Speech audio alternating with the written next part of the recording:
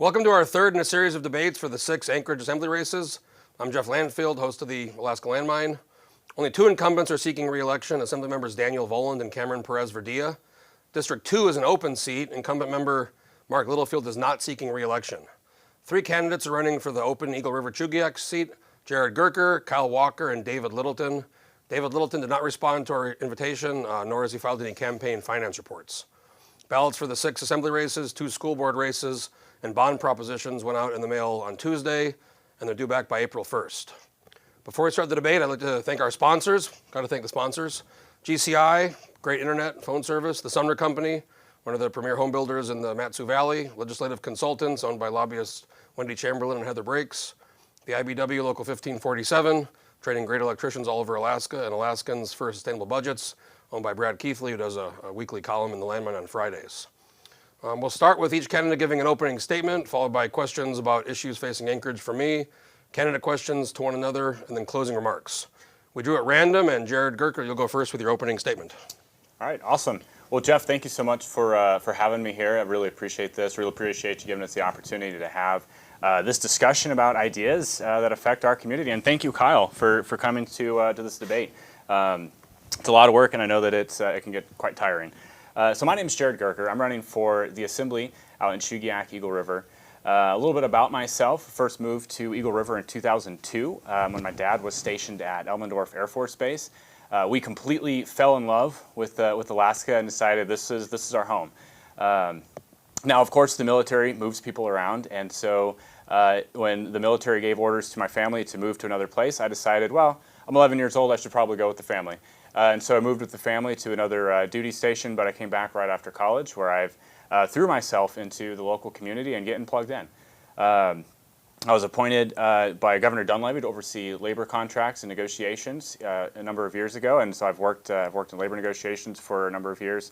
I've worked at the municipality, and I've seen the ins and outs and how local government actually operates and actually functions. And I've got that experience, and I'm ready to take that to City Hall and get to work and really make this city humming. Thanks, Jared. Appreciate that. Kyle, opening statement. Hi, my name's Kyle Walker, and I guess y'all also thanks for having us here today. I am a third-generation Anchorage resident. My grandparents homesteaded in Anchorage in the 40s. Grandpa was lucky enough to get 160 acres during the 1949 military land auction on the east side of Anchorage. And I moved to Eagle River when I was 6 years old. I did Fire Lake, Mirror Lake, Chugiak. Went to all 3. Did all the years there except for a year and a half. I went to Canada to play hockey. And, a little bit about me is, I grew up here. I'm raising my kids here. I also came back immediately after. And I think that I have a unique experience as a civil engineer where I can help with a lot of the things that people that are on the Assembly don't normally, have a good grasp of. When it comes to capital improvement projects, operation and maintenance for roads, things like that. I think that is an area where I bring a unique expertise, and I'm not running in this race because I don't want someone else in the seat. I'm running in this race because I feel like I bring a lot to the table, and I hope that this is more of a discussion between fellow candidates than it is a debate among other issues. So I'll leave it at that. Great. Well, thanks. You guys still own the 160 acres? Not all of it. Probably good land on East Anchorage. I want to start by talking about kind of fundraising. In 2022 and 2023, we saw really huge fundraising for the assembly races. Part of that was, I think, due to the Assembly and then Mayor Bronson having kind of a contentious relationship. Now there's Mayor LaFrance. Fundraising in general are way down. Only I think 9 of the 16 candidates haven't filed APOC 9 candidates have filed reports and 7 more haven't. This is an open seat and there's no incumbent running. You guys have raised about 6,000, you, Jared, and Kyle about 1,500, and Littleton hasn't reported any fundraising. Why do you think, and I'll start with you, Jared, why do you think it's such a kind of a low fundraising for this open seat? Yeah, I think it could be a couple different things. I think one, we might have a little bit of election fatigue, right? We just got out of a really contentious presidential election year. We just recently took back the congressional seat. That was very expensive. We had ballot measures about ranked choice voting. That could be part of it. Part of it too, is at least for me and for my fundraising goals and where we're at, is we wrapped up a campaign for the state senate last year. We spent and raised a significant amount of money educating folks and promoting my candidacy and who I am and what I believe to the community. So we're raising the amount of money that we think we need to be able to do that. We do have, it is an open seat, but we do have Mark Littlefield's support and endorsement. He's actually one of the original people that asked me to run for this seat. So I think you're going to see that reflected in the amount of money that we're raising. We're raising exactly what we think we need to do. Kyle, kind of on the fundraising and the open seat. I would agree with This is your first time running, right? This is my first time running for anything. I work for the state, so it's not my first experience with serving the public, but first time running to serve on any sort of assembly committee. I've tried to focus on my family and my friends, and doing a lot of the outdoor things that you can only do for so long when you're young in this state.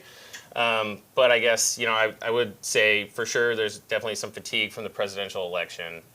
Just the election in general, that was both sides going at it hard the whole time. And another part of it is I know a lot of people in the community, and people have offered to give me money, and I don't like taking money from people unless I feel like it's something that I know they're going to get their return on investment on. And I know or correct me if I'm wrong, but when I looked at your financial statements, it seemed like you had some leftover money from your campaign from last year. So, maybe nope, not. Absolutely not. But either way, $36. So okay.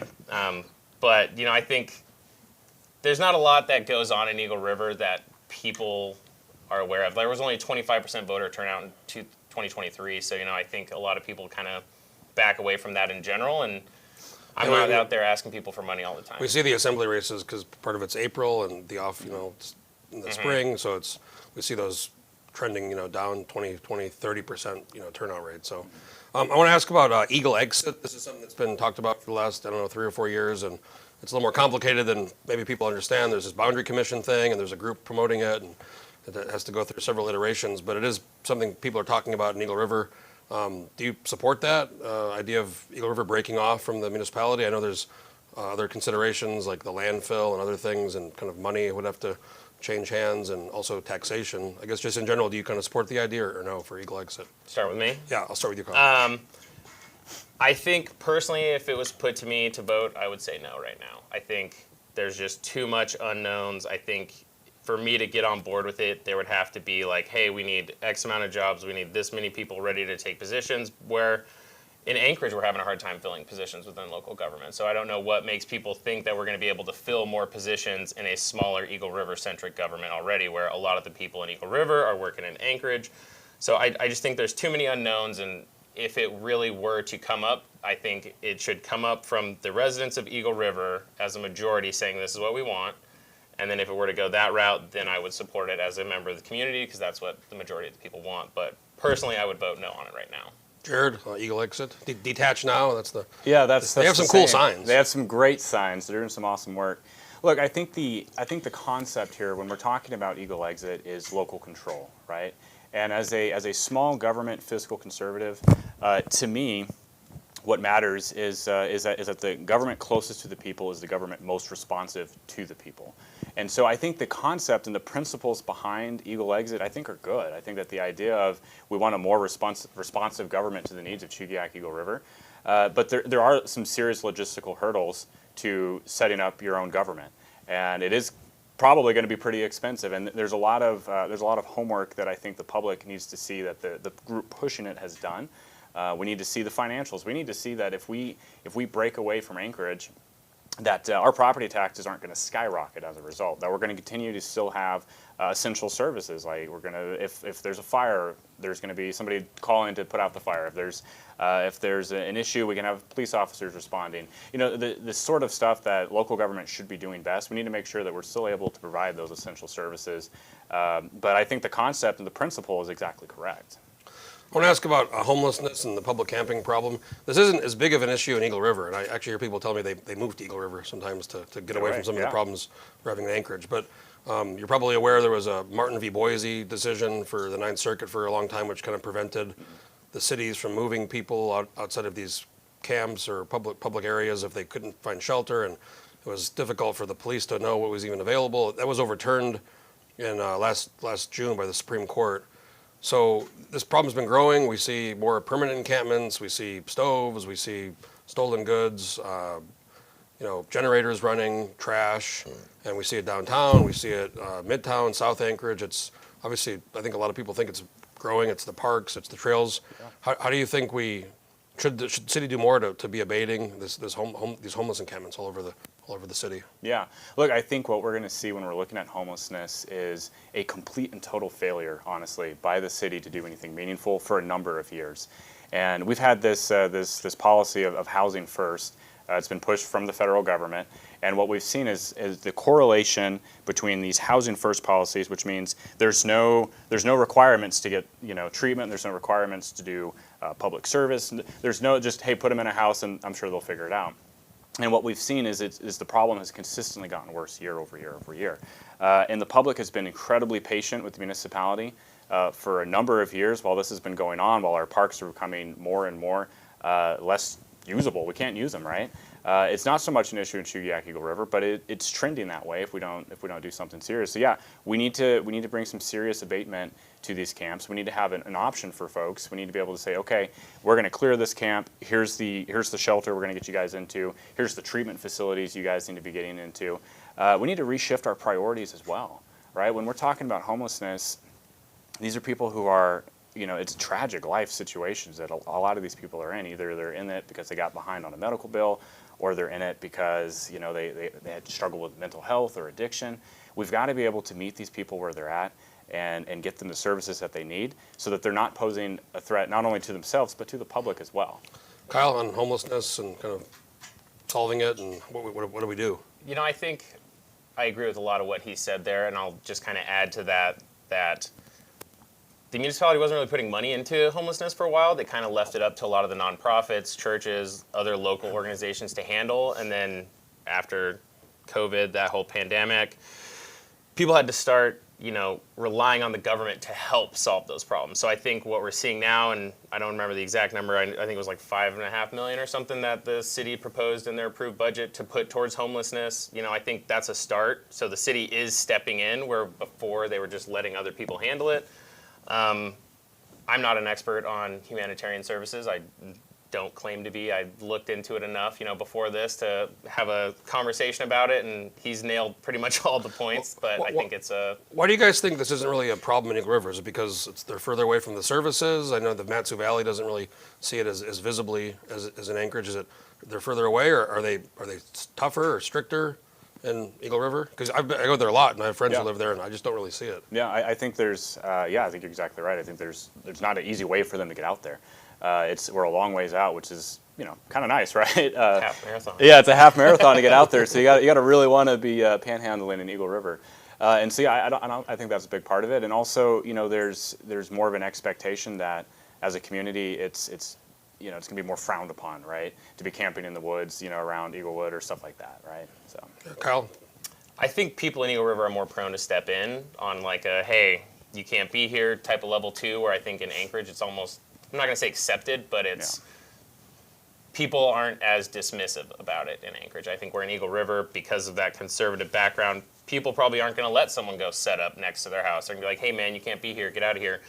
But I do think, the distance plays a big part of it. And whether or not it's happening in Eagle River or not, again, this is something that it affects Eagle River because most of the people that live in Eagle River work in Anchorage. They have to drive by it. We use the coastal trail. We use Kincaid Park. We use all these other areas that people in Anchorage use because we are a part of the municipality, to go back to the Eagle Exit thing. We use all these facilities, and so it is playing a part in the whole economy because people in Eagle River don't want to go in. They don't want to go walk the coastal trail. They don't want to go walk around downtown. So it's, it is a problem, and it might not be in our backyard, but it's where we like to go recreate still. I want to kind of move on to, which is somewhat maybe related, is this fire danger. We've had a very low snowfall winter. We saw in 2019, there was really hot summer. There was a fire over on Elmore. There's a lot of these homeless camps, especially on Davis Park. There's been several fires that have already happened here in the last few months. Eagle River, South Anchorage and Eagle River are the areas that are really talked about if there is a fire. And there's a lot of dead spruce trees. There's a lot of fuel.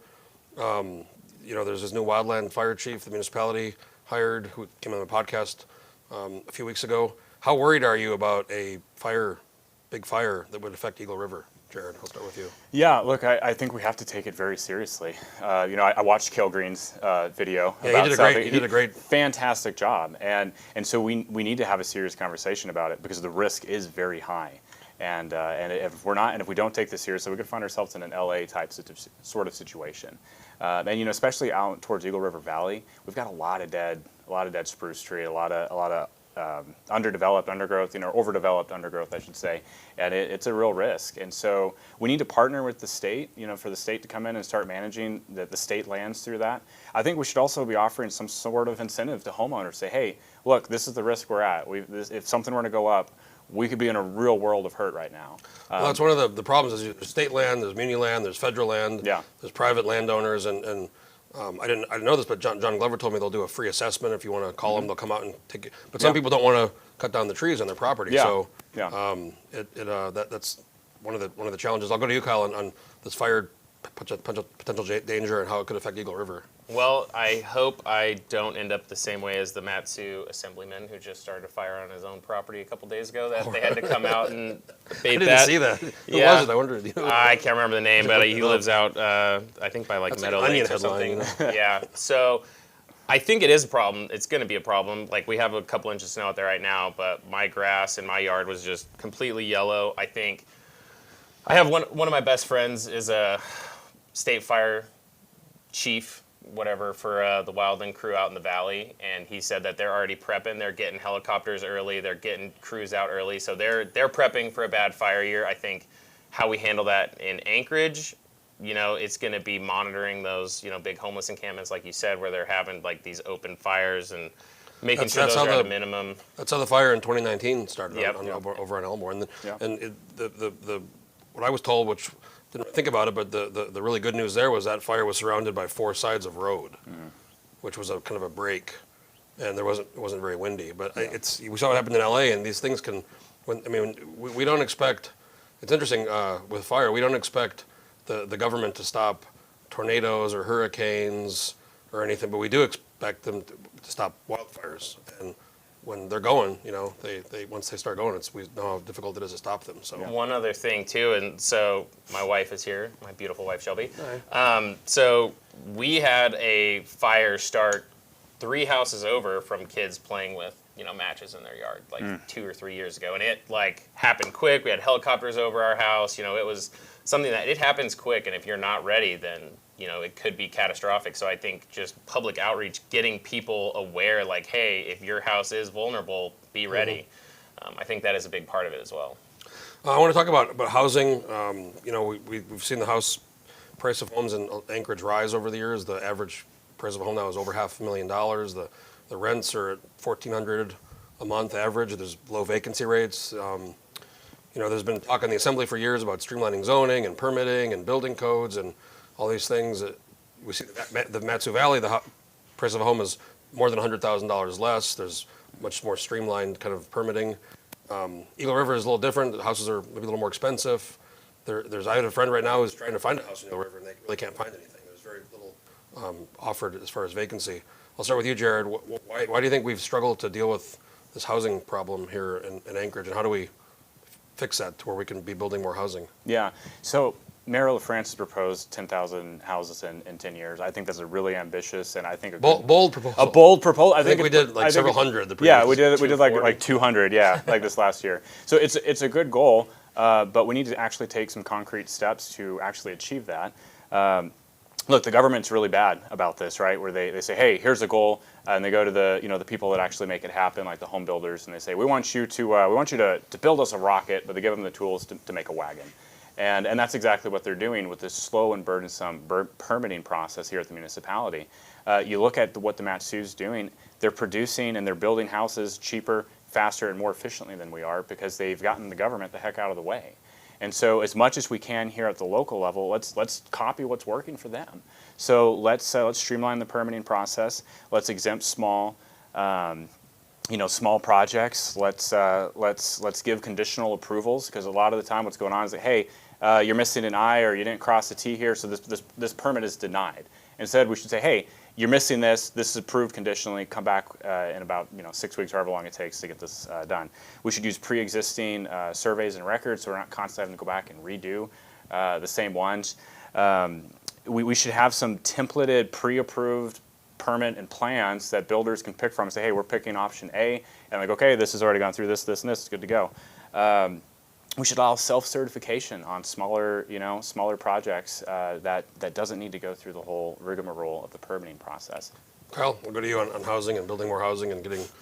I think, rents down and housing more it's affordable. zoning's not going to solve everything. I think that is a problem. And I think using the Matsu Valley as an example is a tedious one because Anchorage is so much bigger and I deal a lot with stormwater.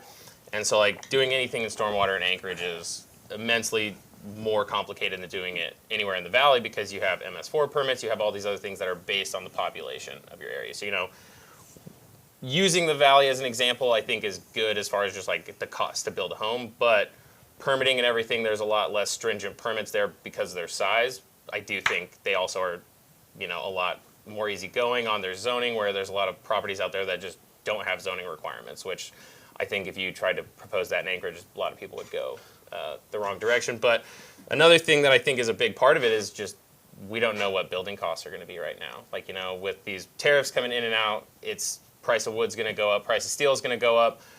I would be surprised if we see anywhere close to 10,000 in 10 years just because the prices of everything is going up right now. How much do you think the NIMBY element contribute? I mean, we see the assembly, there's proposals on zoning, or there's Colton Hills and Girdwood, and dozens or hundreds of people show up and they say, no, no, no.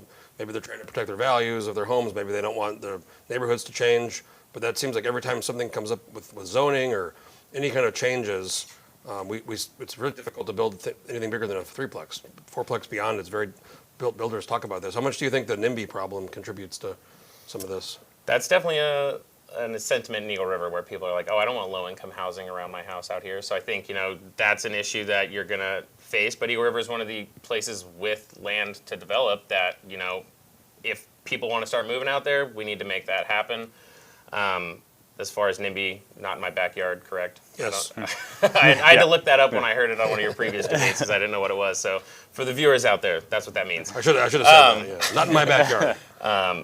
Yeah, I think Eagle River is a community that is very accepting, but they're cautious. Eagle River is a community that is it has an inherent trust with your neighbors, where you can trust that someone's not going to try and break into your house, where I don't think it's the same in Anchorage, where I think if you are doing it in a way, and I hate to say not low income, but I think if you made it towards like, hey, it's not going to be a drastic change from what's already there, people are going to be a lot more accepting. Do you think there's a NIMBY problem here in Anchorage, Jared? I think that we have a very rigorous process in Chugiak, Eagle River. We've got our own comp plan. We've got our own chapter out of Title 21. The people in Chugiak, Eagle River expect to be a part of the conversation about what the community is going to look like. We've established what we've said we want it to look like. And so I don't know if I would say that's NIMBYism necessarily. I think that they want to be involved, and I think that's fair. I think if we want to develop more housing out there, which I think a lot of people do, and You guys have a lot of land out here. we got a lot of land. Yeah, let's build some stuff. But I think we have to engage in the public process. We have to engage with the locals who are going to be most impacted, and they have to feel like the process was followed and respected.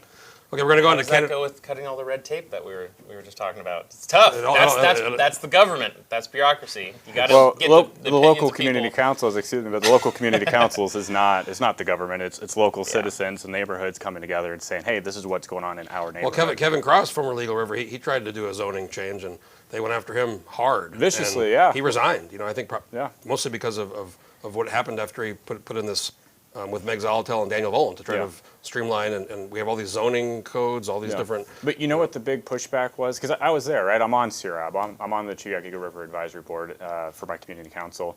And the thing that a lot of people pushed back on was, hey, we didn't have any heads up that this was coming at all. It just got dropped on us. Community councils weren't meeting over the summer, so it seemed like the intent was to skirt the process. So engage in the process, talk with people. I'm not saying that's what it was. I'm just saying that was the sentiment a lot of people expressed. Okay, we're going to go to candidate questions to one another. We'll start with you, Kyle. You can ask Jared a question. We'll allow for 2 questions each, and then after the question, there'll be a little rebuttal, and we can kind of it'll be free-flowing. So we'll start with you, Kyle, for All right, Jared. so I'm asking this on behalf of a lot of the people that have reached out to me and supported me. You reference left-wing radicals a lot in a lot of your speeches, your previous discussions with, televised, over the radio, whatever. I'm curious, where would you say that you sit on the political spectrum in relation to our current president and their, cabinet or whatever, group? And then as like a follow-up, do you think that best represents Eagle River? So I'm a conservative. I'm a Republican. I think that how it relates to the voters of Chugiak Eagle River is you have to look at the election results. They overwhelmingly elected this president and the people they brought in. So I do think that is in line with the values of Chugiak Eagle River. I think that, I'm a right of center guy. I'm a common sense guy as well. I can work along and get along with anybody, but I certainly have conservative values, and so does the rest of Chugiak Eagle River. Well, for a brief rebuttal. I don't think a lot of people in Chugiak Eagle River use the term left-wing radical a lot. I'll throw that out there. I think from interviews I've seen with you, you seem to be pretty far right, and I would say that while that's not necessarily a terrible thing, I think I sit closer to the middle than you probably do. And I personally, growing up in Eagle River, I think, the community as a whole is full of people that are liberals that carry guns and conservatives that smoke pot. I think, there's a big conglomerate of everybody, and I don't think that just conservatives live there. And I think if, and it goes to your outreach community council, aspect. I got to stop saying, sorry. I realized that after the APC interview that I said, a lot. So I'm going to work on that the rest of this interview. But I don't know if Eagle River is as conservative as you think. Okay. I think we did vote for them, but it's not as conservative. We'll move on to Jared. Question for Kyle. Yeah. So Kyle, you're campaigning on introducing new taxes, and I'd like to ask you, how much are you expecting to raise with the seasonal sales tax? What's the rate, and what's the cost of setting that up? It's one of my questions. Oh, hey, there you go. So don't have to ask it then. It's good. I think a seasonal sales tax is a way to take advantage of tourists. Anchorage's community and Alaska as a whole is moving further and further away from, mineral and, resource extraction, and it's going towards tourism. So Anchorage, we already have a bed tax and a rental car tax, and that generated, I think, just shy of $50 million. A sales tax, I think the one that was currently proposed, which would be year-round at 3%, was it 200 million? I can't remember. It was like 180, somewhere in that ballpark. I think a seasonal sales tax that went from middle of April or early May through September, when we're getting all those tourists coming up on cruises, to do the trains, to come hunt and fish, do all that stuff. It's something that tourists aren't going to be deterred by that. They come up here and they already have sales tax where they live. They're not going to be like, oh, I got to pay 3%, 5%, whatever. I think one of the issues with the current proposal, which was 2/3 towards property tax reduction, 1/3 towards special projects, get rid of the special projects. And, if you wanted to do it as a 1-to-1 reduction of property tax, you could do that and say, okay, we're going to get rid of this on property tax, and we're going to actually, make it to where we're going to exempt medium homes, like the value of the medium home plus a percentage from property tax. So you're only taxing, those higher valued homes, which again, conservatives probably aren't going to love, but that's the best of both worlds because we have to take advantage of these tourists. Response or rebuttal? Yeah, I would just say it sounds like more taxes and more government. Okay, so we'll go to the next question from Kyle to Jared. Last question, second question. So what I also was not able to find about you is what do you do in your free time? What do you and your family do other than politics? I was not able to find anything about you other than politics. So I just want to know about you because I'm your neighbor. I live nearby. Yeah. So tell me about yourself. Tell the people about yourself other than you're a trusted conservative. We do actually. Yeah. Well, first off, I love long walks on the beach. So we're super involved wherever we can. We've got a 2-year-old son, and so we're figuring out parenthood, as I think you have young kids as well. Mm-hmm. And we try to do as many hikes, go to as many parks as possible. Fishing as best as often as we can too, as soon as we can get out there. I just try to enjoy everything that Alaska has to offer. There's a lot of recreational things out here, and it's a blast, and I enjoy it. Rebuttal, what do you do? I will be hunting a sheep in the Chugiak this fall. Oh, nice. I do a lot of fishing. Nice. My son and my father, my brother, commercial fish during the summer, so I spend some time on the peninsula while they do that. I just kind of work from where I need to work from, if possible. But yeah, I'm the typical Alaskan. Ski in the winter, snowboard, golf in the summer when you can, when the courses allow, and a lot of hunting, hiking, fishing, Arctic Valley, right? That's I've got season pass to Arctic Valley. close to My you son's guys. there right now. Jared Goecker, last question to Kyle, and we'll move on to some more topics. Yeah. Can you go ahead and name the community councils in District 2 and which one you're in? I could not, and I live in Eagle River behind Walmart. I think if I say that to people, they know where that is. Sure. But nope. Rebuttal? No, you live in Eagle River Valley Community Council. Okay, we'll move on to some more topics. I've talked about this a lot. If you guys follow my stuff, I've oftentimes referred to the Kinnick Bridge, or now maybe tunnel. I don't know if you have any opinions on that. Alleviate traffic. It's another way out of. You guys seen, when the bridge got hit, when there's one way out of Anchorage, that can make a big impact.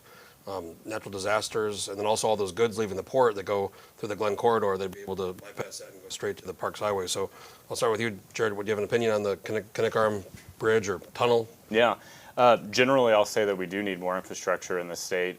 Bridge apocalypse, as everybody in Eagle River calls it, was a pretty wild ride, and we've got to have better options in that.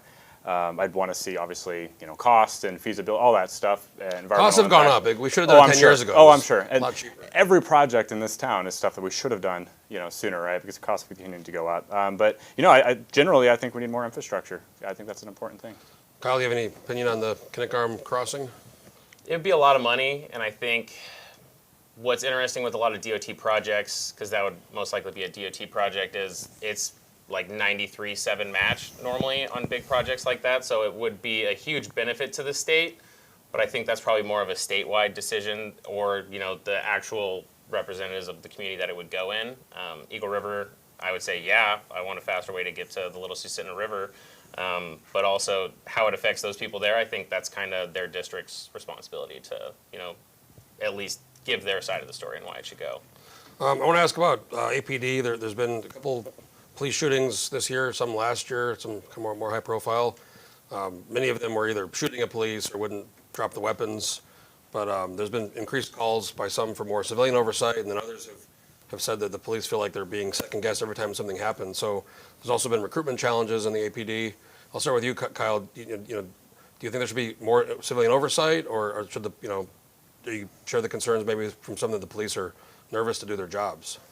I think it's both. I think there was a time period there for like 5 years where people just really did not trust the police and what was going on around the country, and I think that wasn't as big of an effect here, but there have been these police shootings, like you said, where that distrust is working its way into Anchorage. I think we need to work with APD and figure out what they need to do to fill those positions, because just as a community, there's not enough police officers. I know it's been said a million times by different candidates, but there's a massive shortage of sworn officers, and getting those positions filled and having them feel like they are wanted in the community and keeping them in their positions, because it's been a high turnover rate as far as I understand, and it's just one of those things where we have these lack of positions that are funded that we're not getting the resources that we're actually paying for and setting money aside for. Jared, on APD and civilian oversight? Yeah, so I can tell you from the many police officers I've talked to in Chugiak, Eagle River, one of the biggest hurdles to getting people to recruit and stay at APD is they're arresting the same people over and over and over. And the municipality is failing to prosecute a lot of I don't know if you saw the reporting.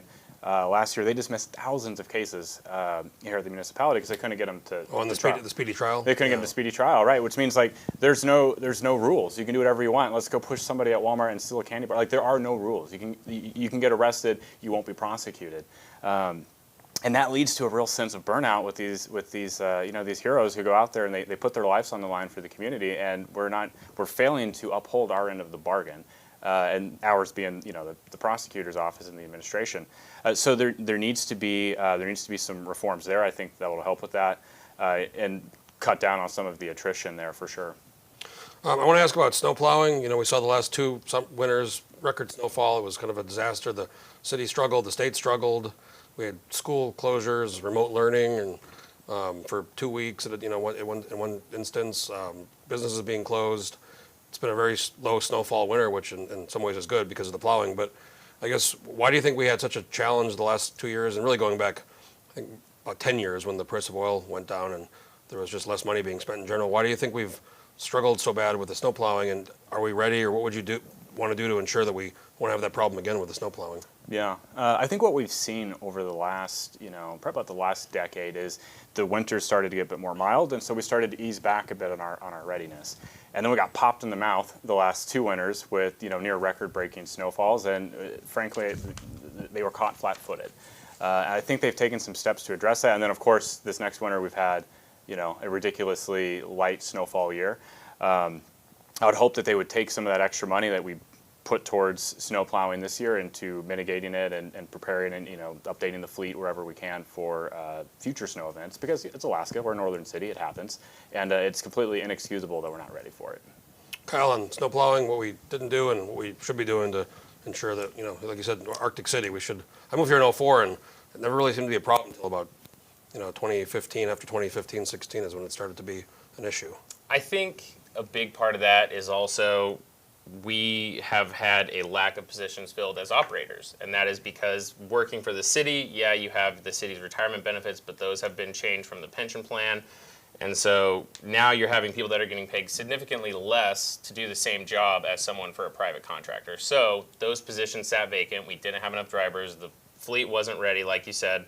So I think the city needs to make a decision if we're going to contract this out for the long term or even like the next 5 years, then we have to set aside a budget to pay more for contractors to do the same work, or we have to increase the incentive for people to work and drive for the city. Well, we saw the airport, they raised wages 30% last year, just because, they can't go down. And they that's can't, a the airport discussion that has to be had with open. the public is, do you want jobs that cost, usually it's a magnitude of 2 to 3 times as much for a private contractor to do it, or do we want to hire those in the city and have more dependence on the local government? I think Alaskans are inherently dependent on the government because it is a northern city, and we take that for granted. Like, we do have all these things where people say less government, but when it snows and the government's not out there, who's the first people that get blamed? The government. So we have to take responsibility as a city as well to say, like, hey, if we want this done, we have to pay a living wage, or we have to pay more to people that are willing to do it right when it happens.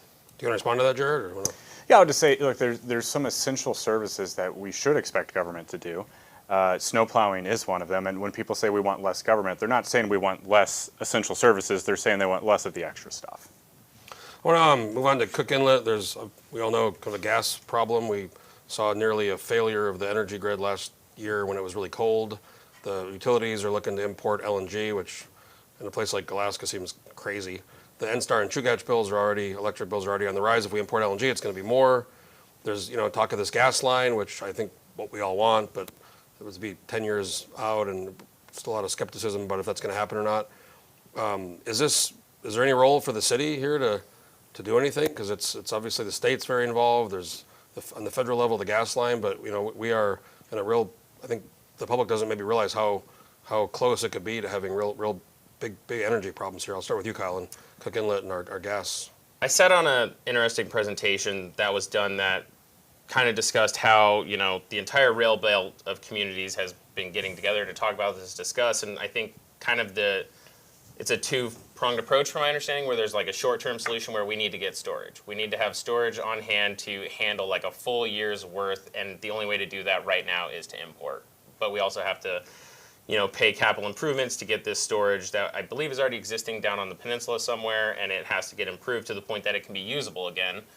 And then that would be the short-term solution, and then the long-term solution, which is 8 to 10 years out, is to get the pipeline or figure out some other solution. So I think we are in trouble if something happens bad, but there is a plan in place to make it as easy as a transition as possible into the long term. Well, and speaking of not doing things, if we would have built Watana, the dam, that's 400 megawatts. I mean, that would have been a big, taken a lot of pressure off the gas, which wouldn't have to be used for electrical power. It could have just been used for the heat. But I'll go to you, Jared, on the Cook Inlet situation and the energy problem. Yeah, it's serious, and you're right. A lot of people don't realize just how close we got last year.